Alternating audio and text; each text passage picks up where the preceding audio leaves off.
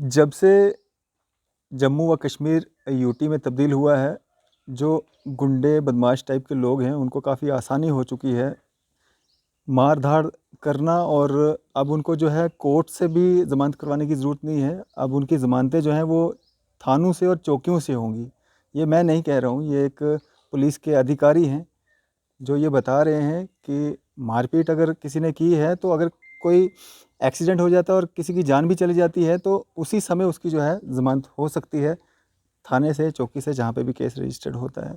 हमारे साथ यहाँ पे एक व्यक्ति मौजूद है जिनके साथ आज से कुछ दिन पहले जो है कुछ मारपीट हुई है। लगभग 67 साल जो है इनकी उम्र है और एक हेडमास्टर जो है ये रिटायर्ड हुए हैं। और इनके साथ किन लोगों ने जो है मारपीट की है और कितने हौसले जो हैं वो बुलंद हैं इन बदमाशों के, इनसे बातचीत करते हैं। सर, क्या नाम है आपका? मेरा नाम जी सलीम मोहम्मद है। सलीम साहब, क्या हुआ है और कब से, आपको कितने साल हो गए रिटायर हुए? मुझे जी 9 साल बराबर रिटायर हुए हो गए। मैंने 2 हज भी किए हैं माशाल्लाह। जी।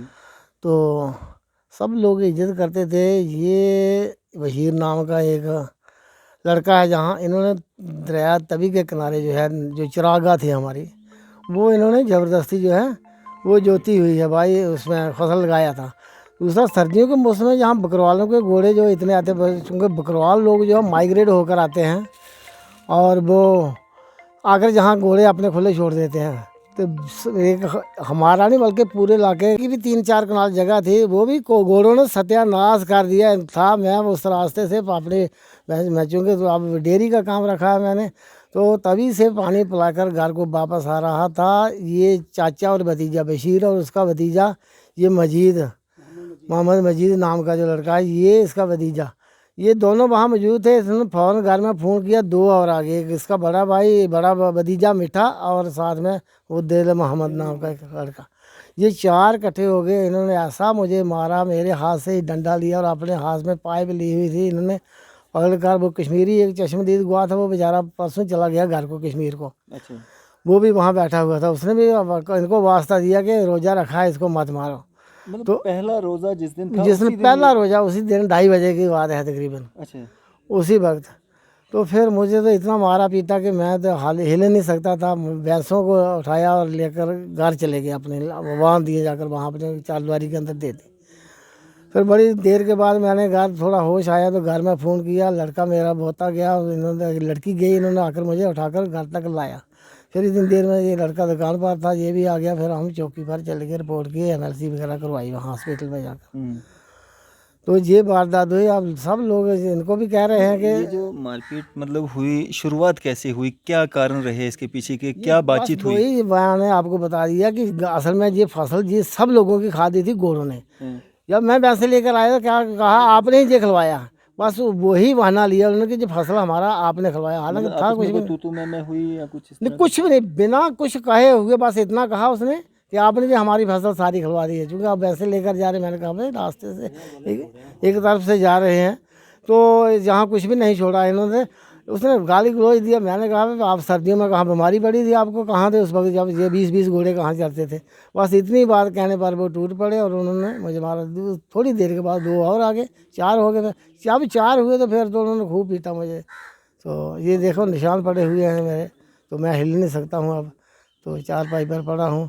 मुश्किल से पेशाब खाने तक जा सकता हूँ, कोई सहारा लेकर किसी का। तो जिन लोगों ने आपके साथ मारपीट की थी वो लोग तो थाने में मतलब बंद होंगे, जेल में होंगे? बिल्कुल नहीं, वहाँ किया ही नहीं पुलिस ने। वही तो हमें ये अफसोस है इस बात का कि एक तो उन्होंने मारपीट भी कर दी, दूसरा उनको पुलिस वाले आए जहाँ से मेरे बयान शयान लिखे आकर, तो मैंने कहा उनको अरेस्ट करो। बस आज कल करते करते फिर उनके साथ और अप्रोच भी थी बड़ी, उन्होंने साथी कुछ ऊँची ऊँची क्या नाम है हाई VIP बंदे लेकर अपने साथ गए और घर पर आकर उनकी जमानत रही। अफसोस तो ये है कि थाने में भी नहीं बुलाया, 2 आदमी थाने में आए, बाकी घर में ही आकर उनके वो फार्म वगैरह जो इसके भरे जलका वगैरह जो भी भरते हैं उसका, ये घर पर उनके पर आ गया।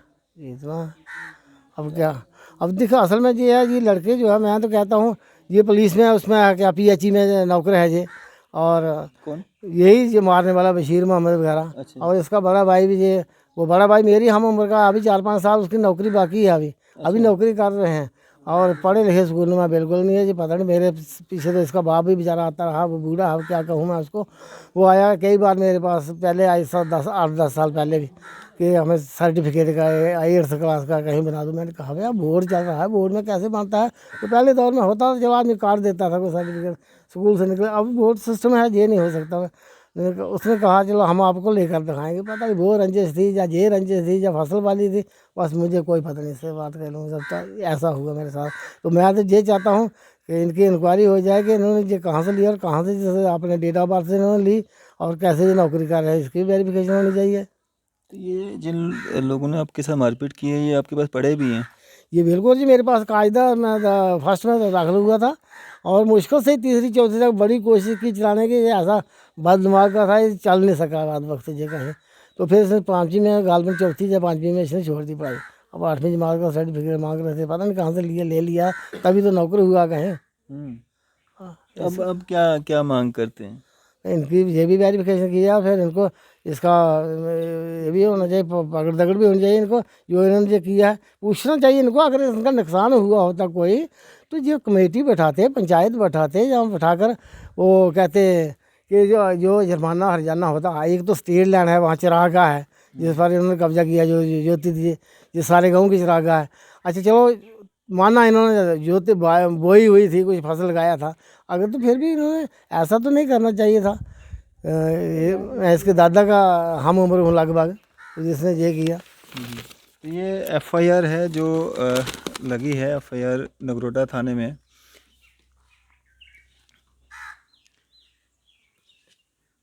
और MLC जो है इनका, ये भी मैं आपको दिखाना चाहूँगा। MLC नंबर भी है यहाँ पे दिया हुआ।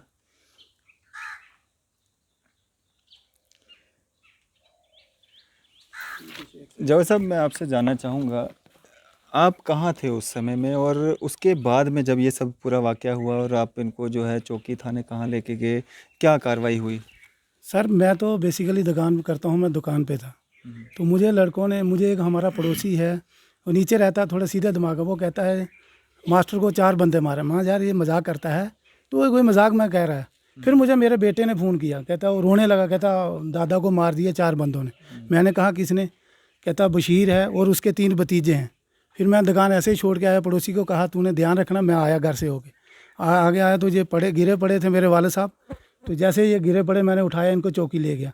और वो जो है वो एक लैंड माफिया है, जहाँ बड़े बड़े उन्होंने स्टेट लैंड पे कब्जा किया है। आज वो एक फोर्स, वही नज़ीर जो है, बशीर का भाई जिसके लड़के हैं, वो एक लैंड माफिया, बहुत बड़ा लैंड माफिया। जहाँ वो एक बेचारे, एक हमारे मजलूम है, उनके पड़ोसी है, 10 साल से उसको हरासमेंट कर रहा है। वो भी जहाँ आए हैं, उसने क्या किया कि जहाँ जितनी स्टेट लैंड है वो सारी अपने बाप की जगीर समझ के लगा देता है, और किसी को वहाँ अधिकार नहीं है। वो दूसरे गांव के आके, ये मलोड़ी हमारी विलेज है, वो बाई विलेज का दूसरी का रहने वाला है, और सारी आके कब्जा, नाजायज़ कब्जा करके वहाँ वो पूरे मोहल्ले वालों की गाय की चरागाह थी।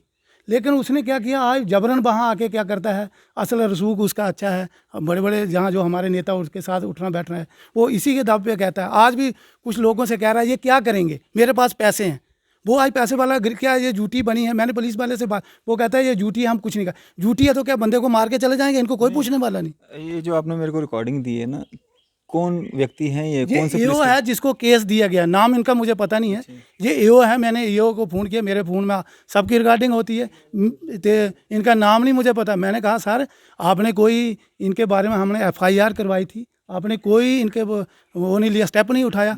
वो कहता है नहीं जी हमने इनको बुलाया। मैं वो मुजरिम है, आपने बुलाना जहाँ उठा के लाने हैं, इनको जेल में डालो, ये किसी को मार देंगे नहीं। वो आगे से कहते हैं जी आजकल झूठी का कानून है, अगर बंदा मार भी दे कोई सामने भी, तब भी उसकी बेल देनी है, तब तो खुलेआम गुंडा राज हो जाएगा। जहाँ ये तो गुंडा राज है, फिर तो गरीब का रहने का अधिकार ही नहीं है जहाँ, फिर गरीब कहाँ जाएगा वो?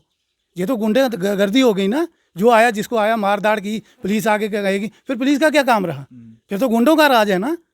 फिर जो जोर वाला होगा, पैसे वाला होगा, वो तो। कन्वर्सेशन आपकी मतलब जो पुलिस के अधिकारी के साथ हुई है, IO के साथ हुई है, इनके साथ जब मारपीट हुई उसके कितने दिन के बाद? तीसरे दिन के बाद, तीसरे दिन तक कोई अरेस्ट नहीं किया था।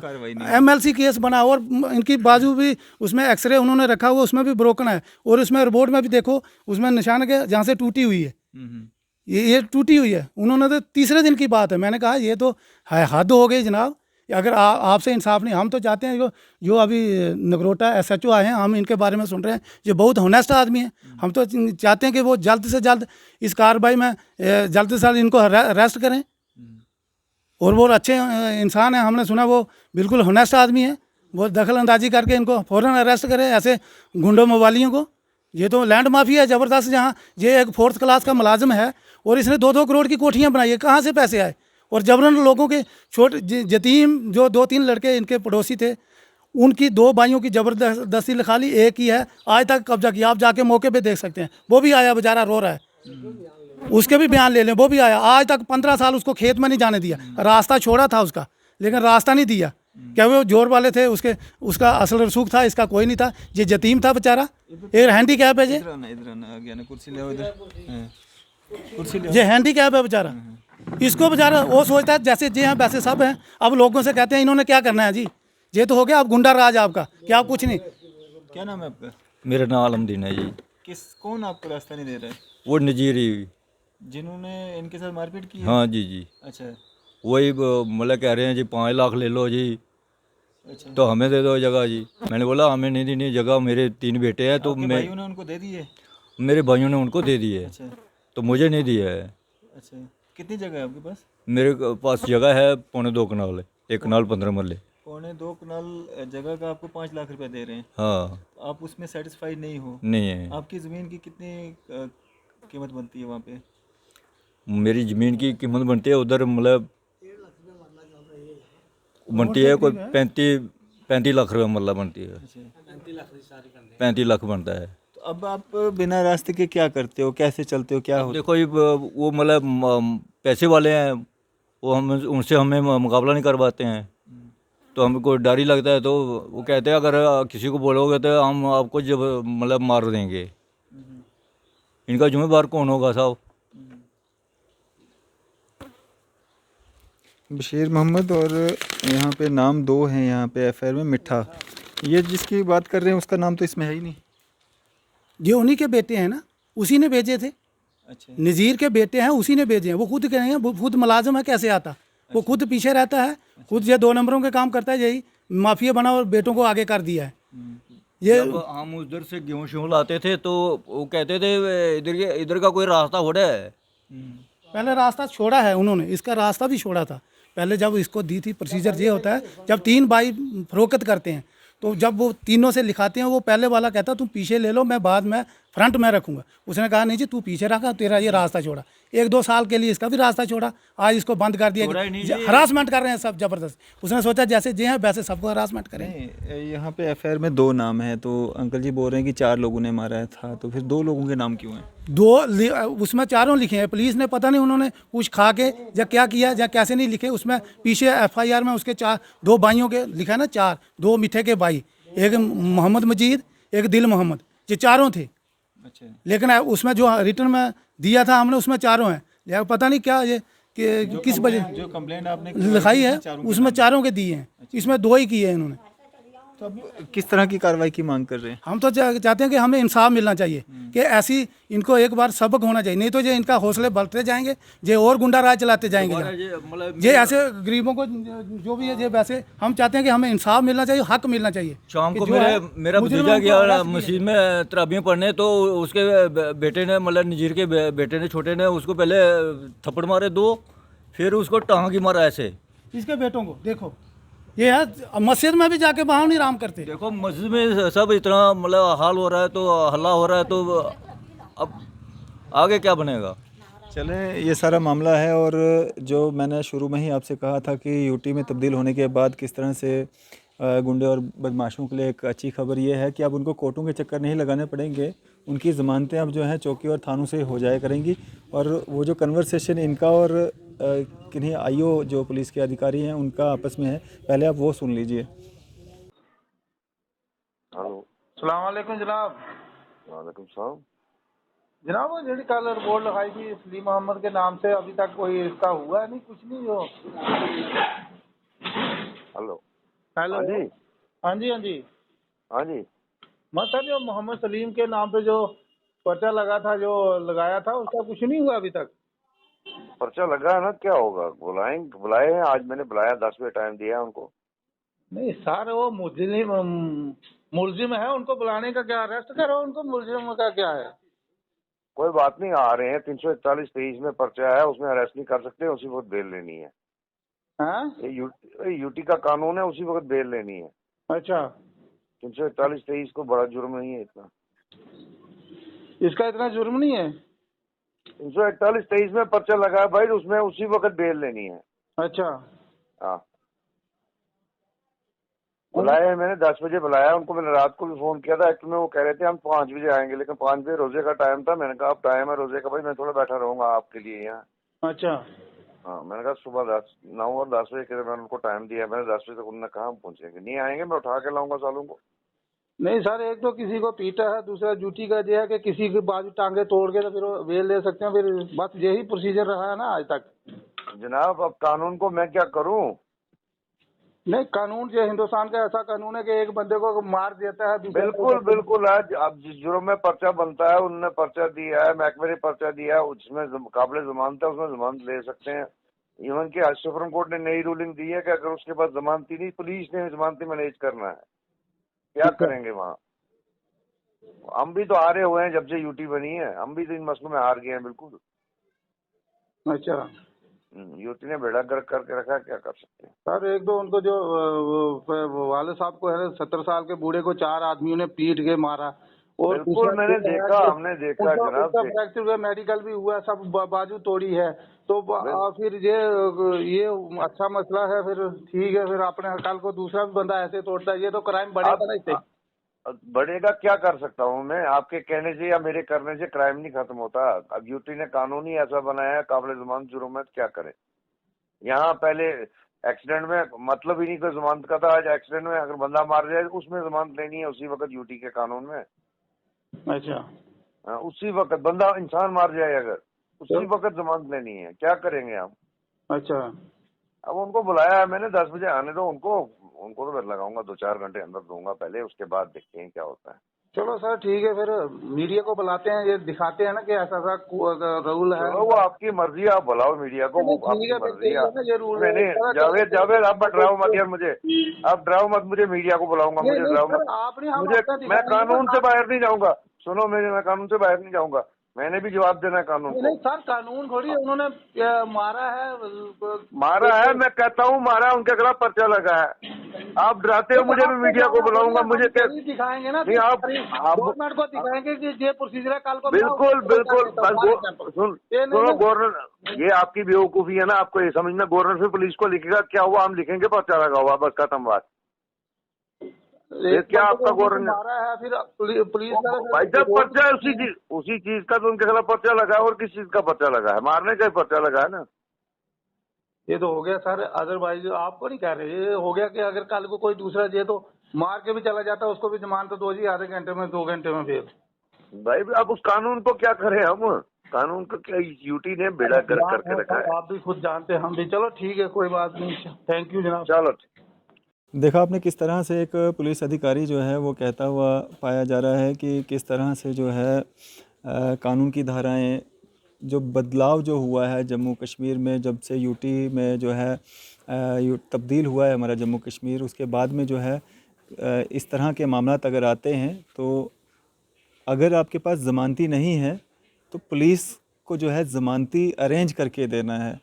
तो इतना बदलाव जो है आ चुका है, और जो गुंडे बदमाश हैं, कितना आसानियां जो हैं उन लोगों के लिए कानून में जो है रियायतें बरती जा रही हैं, या इस कानून के द्वारा लाई गई हैं कि बच्चे बूढ़े किसी का भी लिहाज नहीं करना है, जिसको मर्ज़ी आप मारो पीटो, और बाद में आपकी ज़मानतें, अगर ज़मानती आपके पास नहीं है तो ज़मानती जो है वो आपको पुलिस अरेंज करके देगी, और ज़मानत आपकी कोर्ट से में जाने की ज़रूरत नहीं है, आपको ज़मानत जो है वो चौकी और थाने से मिल जाएगी।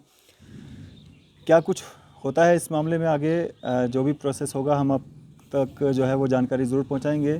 फ़िलहाल ये जो शख्स हैं यहाँ पे 67 साल के जो बुज़ुर्ग हैं यहाँ पे, 9 साल इनको रिटायर हुए हो गए हैं, और हेडमास्टर जो हैं रिटायर हुए हैं, और जिन्होंने इनके साथ मारपीट की है वो भी इनसे पढ़ चुके हैं, 4वीं 5वीं तक ही पढ़े हैं, आगे उनके नसीब आगे तक शायद 10वीं। एक ने 10वीं की है, एक ने 10वीं भी की। एक ने 10वीं की है। वो भी साथ में थे? जो मजीद मोहम्मद नाम का लड़का है ना, अच्छा। उसने मेरे पास, जब मैं लास्ट रिटायर, जिस साल में मेरी रिटायरमेंट थी, उस साल में हेड मास्टर जिस स्कूल में था, उसी स्कूल के सेंटर में इसने एग्ज़ाम दिया है। वहाँ 10वीं पास किया। हमें उसमें खुशी थी कि हमारा करीबी है, कोई पड़ोसी है, बच्चे पास हो जाए, हमें खुशी होती है।